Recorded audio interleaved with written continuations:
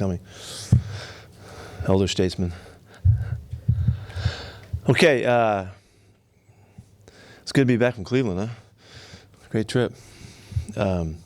Things worked out well for us. It was a hard game, really challenging game that called on us to really keep hanging until we could kind of get our football going.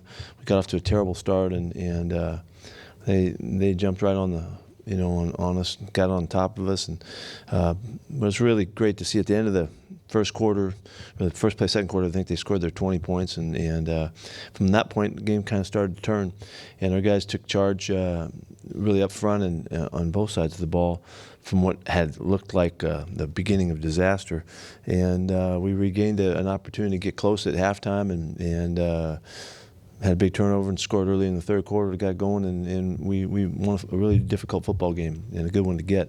Another really difficult environment, and the crowd was great, and Cleveland fans are terrific and made it challenging and all that, and so it's really good for our guys to get through that and have another experience on the road, knowing that we can go and play and wherever it is and whatever the time frame is and all that, and play good, solid football by the end of it. It wasn't a complete game in that the start was so off, but we came back and regained it, and I was really proud to see that happen. So it's a good win. Really unfortunate that we lose Will Dissly. He's been a fantastic part of our team, just a young guy, but he's made a big impression early on all of us, and we're going to miss the heck out of him as he recovers from an Achilles injury. Do you have more word on the specifics of that injury? No. Did you speak to him specifically, or what did you tell him? Yeah, we talked last night in the locker room. His attitude was incredible. It's going to. He's talking about 2020 already, and you can count on me, and I can't wait to get working. And I mean, just an amazing attitude. It was the attitude that took him through the past rehab, and I hate to get good at something like that, but he's prepared to take this on, and he'll do a fantastic job, and we'll beat all of the time frames that he's faced with, and we'll do a great job returning. Where's Ed Dixon at in his recovery? Well, he's still got a couple weeks yet before he can come back. He's working really hard. He's doing everything. He's running and lifting and doing all that, all that he's allowed to do. What will be, telling us is when he finally can come back on the field, can he do the football moves and the football regimen and respond and be okay with that. He's working to get ready right now, so we're very fortunate to have a chance to have a guy like Ed come back to us, and with not too much of a space in there, without Will. So in the meantime, we're going to count on our guys, and you saw we had Jacob Hollister up this week, and he did a nice job in the game for his first time out, and we're counting on Luke to do a good job for us, and we'll build around that. Are you okay with what you got in that position? Well, we're always working at it. Will Ed practice this week? No, he can't. He's not ready to come back for 2 weeks.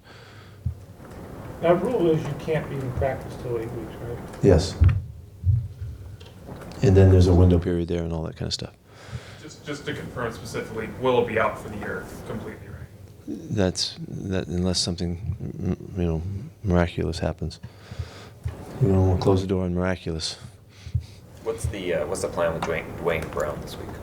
We'll wait and see. He feels a lot better this week than he did. It's a day-to-day thing for us right now. It's a race to see if we can get him back. We thought it might be 2 weeks. If it didn't go quicker than that, so we'll see. If he doesn't make it this week, he should be in great shape to come back next week. Did he aggravate something in the Rams game that had Yeah, previously? he had something that he heard earlier, and it just kind of went into the next week, and it wasn't getting any better, so we had to take care of him.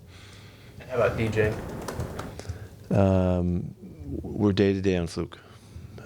He's going to work out, Monday, today, and tomorrow, and we'll just take him through each day and see how he comes along and see if he can respond. We don't know right now if he'll make it or not. Have Jaron come back this week? Yeah, it's great to have J.B. come back to us. He's like a little kid, it's Christmas time. He's so excited to be back with his teammates and be back with us. It seemed like it went kind of fast to us. It didn't for him. I asked him specifically that. It seemed like it took forever. he's been such an integral part of our club. It's great to have him back in the locker room, and his play is exceptional too. So I don't know what to tell you about how it's going to go. I haven't seen him on the field yet. I know he worked really hard from everything he said to stay abreast with his conditioning and all of that, and he looks good and strong and all. And we'll just have to wait and see how he handles it. Generally speaking, how much time has it taken guys that have had to be away from you to jump back in and get up to speed? That's kind of like injuries a little bit, but we haven't seen him at all. It's the first day we've seen him in a month and a half, So generally, it just depends on each guy, I know he worked diligently, and from what he said and his routine and all of that. So we're expecting that he'll be able to help us this week. I don't know how much. What did you think of Jamarco and George starting this? Jamarco did another nice job. He was very consistent again and held up his end. That's two really great showings for him. He did a fine job for us. George did a really nice job in the running game, had a couple of opportunities in the pass game. He would like to clean up some of his sets, but was pretty typical for a first-time out starter against some good guys. He did a good job, though. We really were able to maintain the style of play and everything with those guys out there. And Joey contributed a little bit of tight end for us as well. So I think the coaches did a really nice job of mixing and matching and keeping us on track. So if nothing else happened, that's likely the way we would go. And there's some other choices we'll have. When Philip Haynes comes back to us this week, we're anxious to see Phil.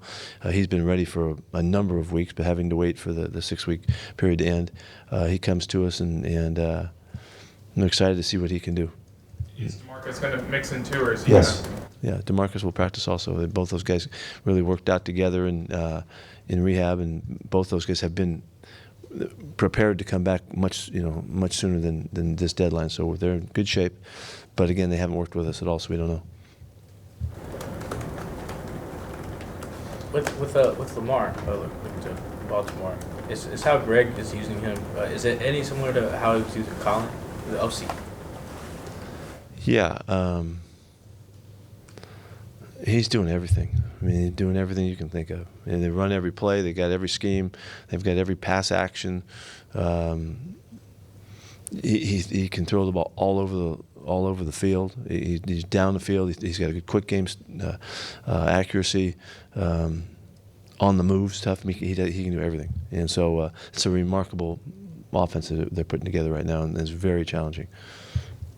Even though he didn't show up in the interceptions, Shaquille Griffin had a bunch of plays on the ball again. Yeah, again, he just continues.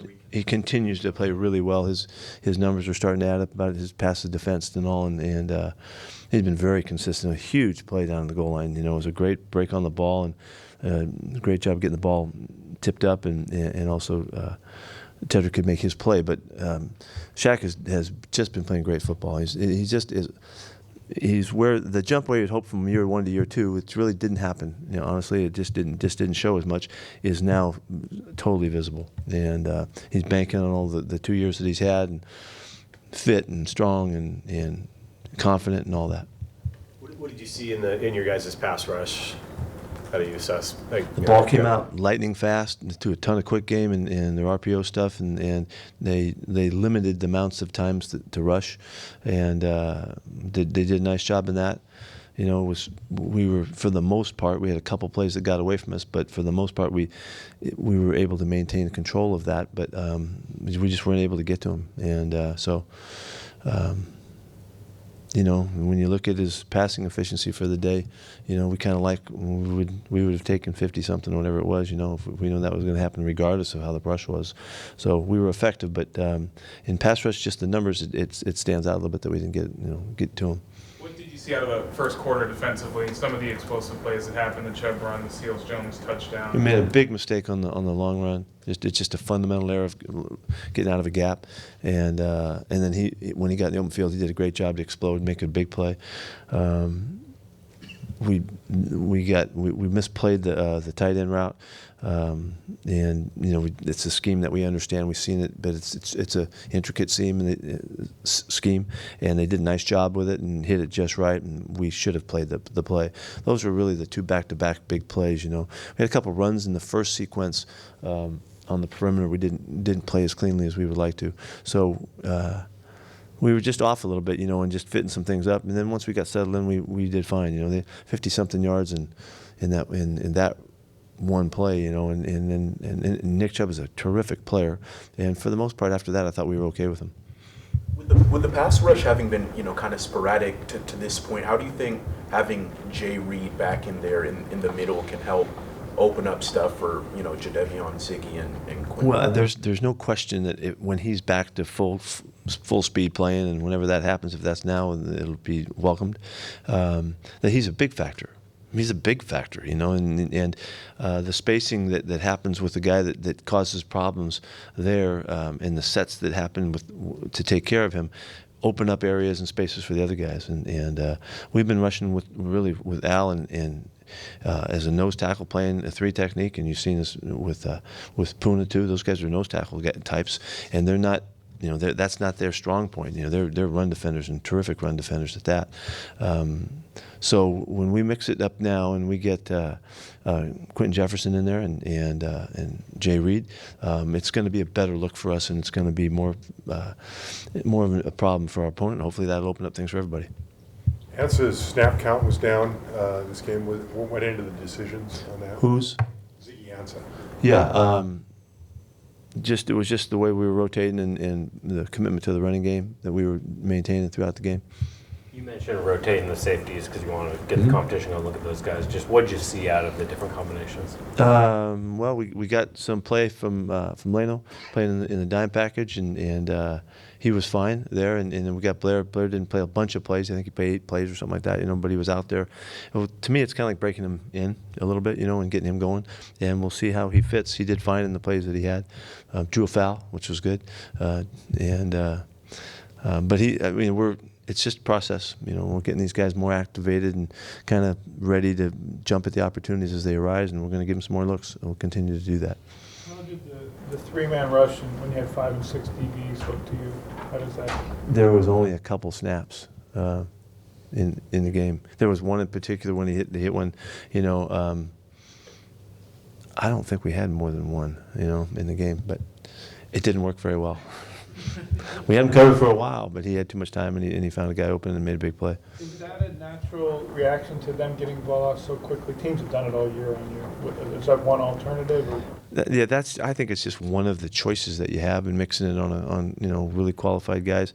You got to give them a little bit of everything. You can't. There's no one way to play really good quarterbacks. I think Baker's a good ball player. He threw the ball well and did a lot of good stuff, and a variety of things. Did a really good job getting the ball out. And kept us, where we weren't able to get to him. What is Marquise doing specifically that warrants the fact that you have to have him out there even if it's only for a few plays? Well, if we just go back and look at his plays he had in preseason, and he had some special plays, special hits, covered a bunch of ground, made plays on the ball, made plays on receivers. Had a couple great open field tackles. I don't know if you remember the one down by the goal line. It was a beautiful, perfect, hawk tackle. And so he's done a lot of good stuff. He just hasn't been out there enough to establish, how far along he's come and all that. He made a couple of mistakes too, a couple of big mistakes in that time, which is pretty typical. So, with all the practice time that he's been gaining and knowing that he's got this potential, and that's why we drafted him where we drafted him, we're looking forward to him being a factor. But he's got to show it, and he's got to prove it, and that's what the competition's all about. How has that competition impacted Tedrick? Well, he played pretty good yesterday. Competition's a beautiful thing. Russell's scramble his touchdown run, was that scramble or design? That was a design scramble. That was he improvised right there. Yeah, the opportunity opened up, and it was, he has such ease in declaring that kind of opportunity. He just took off and made the most of it. But they really did. They were chasing guys around the field, and he saw a huge area and just took off, made an easy touchdown. Yeah, the opening kickoff, did you think maybe they missed a call there? Yeah, we'll see. We'll turn it and just find out. We just got to find out what they're calling. It was really right at the point of attack, and it was but I talked to the official. He said he saw it, and he thought he knew exactly what he saw. But we're sending it in. We'll see. We'll get an evaluation. Was Jason trying to kick that out of the back of the end zone? The first one? Was he kicking it deep, you mean? Yeah. How's Rashad coming along? with the hamstring? We'll find out during the week. He finished up the week in pretty good shape. We wanted to make sure that we got through the week and put it behind him a weekend, and here we go again. So I think he'll be going full speed Wednesday. Now, how's it kind of in front? Because you spoke last year how dealing with a serious injury for the first time, kind of, messed with him a little bit. Do you think kind of having this hamstring thing to start the year has kind of affected him a little bit at all, or how have you seen him? I don't think that at all. I think only his attitude has been so determined to get back out there, and he's competing to get back out, and he worked really hard to do it. He didn't quite feel right after the game, in the game a week ago, and so when he communicated that, we just thought we needed to make sure and get him through it. I don't think it's any factor at all. He's raring to get back. The deal where you give veteran players first-class seats on the way home from road wins, how did that start? Started as an incentive, challenge incentive. And I don't know what I like more about the good part of the players getting to move up, or how much the coaches are pissed about having to move back. So that's a good tradition, and I love sitting in second class. Which coaches in particular gripe about it? I'm not gonna throw them under the bus like that. Use your imagination. Did any of your other stops do that, or did you learn that from Bud Grant or Seaford or somebody? No, Bud always sat in the back, the last seat in the plane. No, that's just something we just did. With Russell, when the headset went out, what was that like for you guys on the sidelines watching him? I was fired up. I was fired up for him. He lives for those kinds of opportunities, and he did a great job. Took it over, made a couple great calls, and moved the ball right down the field. And Shotty was screaming at the guys to get the other helmet, organized and get it out in the field. So he was busy doing that. But no, it was a good opportunity, good moment in the game for us to take charge of it, and he did quite well. Aside from the shank he had in the end zone, what have you thought of Michael punting this year? I think he's still finding his groove. I don't think he's really nailing it. I think he's got more consistent special kicks in him, placement kicks and stuff like that. I think he's got all kinds of kicks that he'll show us. We've got a ton of games to play here. That was too bad, on that one, that he'd do anything to have that kick back again, but it's too bad. What is the outlook for Ethan Posick, like with him going on IR? Where's he kind of at? What was his situation here at this point for you? Well, we wanted him back, but we wanted him back healthy. He had a pretty serious injury that he was fighting back from, and he was committed to playing through it and all that. But he still had some soreness and still had some difficulties, and so we just thought it would be the best thing for him to get him well, and then when we can get him back, in the second or the third part of the season, I guess, and it'd be awesome to get him back. He's a very versatile player. He did a nice job for us. He played a lot for us, when Mike was down, and so hopefully he'll be available to us as when we turn this thing around. Anything else? Thank you.